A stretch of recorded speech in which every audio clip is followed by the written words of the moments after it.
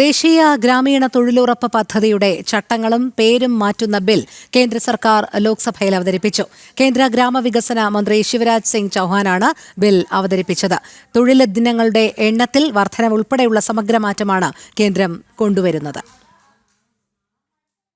ദേശീയ ഗ്രാമീണ തൊഴിലുറപ്പ് പദ്ധതിയിൽ സമഗ്രമാറ്റമാണ് വികസിത Bharat guarantee four Rozgar and Ajeevika mission എന്ന VBG റാംജി ബില്ലിലൂടെ കേന്ദ്ര സർക്കാർ കൊണ്ടുവരുന്നത്. കേന്ദ്ര ഗ്രാമവികസന മന്ത്രി ശിവരാജ് സിംഗ് ചൌഹാൻ ബിൽ ലോക്സഭയിൽ അവതരിപ്പിച്ചു. 100 ദിവസത്തെ തൊഴിലെന്നത് 125 ദിവസമായി ഉയർത്താൻ പുതിയ ബിൽ നിർദ്ദേശിക്കുന്നുണ്ട്. തൊഴിലിന് ശേഷം വേതനം 7 ദിവസം അല്ലെങ്കിൽ പരമാവധി 15 ദിവസത്തിനകം നൽകും. അഥവാ വേതനം ഈ കാലപരിധിക്കുള്ളിൽ നൽകാനായില്ലെങ്കിൽ പ്രത്യേകമായി തൊഴിലില്ലായ്മ വേതനം നൽകാനുള്ള നിർദ്ദേശവും ബില്ലിലുണ്ട്.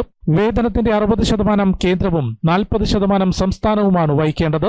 കേന്ദ്രഭരണ പ്രദേശങ്ങളിൽ 100% കേന്ദ്രം വഹിക്കും. വടക്ക് കിഴക്കൻ സംസ്ഥാനങ്ങളും ഹിമാലയൻ സംസ്ഥാനങ്ങളിലും 90% കേന്ദ്രവും 10% സംസ്ഥാനവും എടുക്കും. ഗ്രാമീണ അടിസ്ഥാന സൗകര്യങ്ങൾ, ഉപജീവന അടിസ്ഥാന സൗകര്യങ്ങൾ, ജലസുരക്ഷ, ദുരന്ത പ്രതിരോധം എന്നിങ്ങനെ 4 വിഭാഗങ്ങളായി തിരിച്ചായിരിക്കും പദ്ധതി പ്രകാരം ജോലി നിശ്ചയിക്കുക. സുതാര്യത ഉറപ്പാക്കാൻ ബയോമെട്രിക്സ്, ജിയോ ടാഗിംഗ് സംവിധാനങ്ങളും ഏർപ്പെടുത്തും. വിവിധ തലങ്ങളിൽ പരാതി പരിഹാരത്തിനും വ്യവസ്ഥയുണ്ട്. പദ്ധതിയിൽ നിന്ന് ഗാന്ധിജിയുടെ പേര് മാറ്റുന്നതിൽ പ്രതിപക്ഷം ലോക്സഭയിൽ പ്രതിഷേധിച്ചു.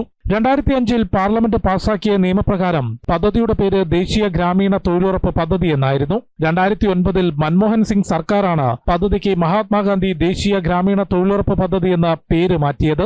ജനം, ഡൽഹി.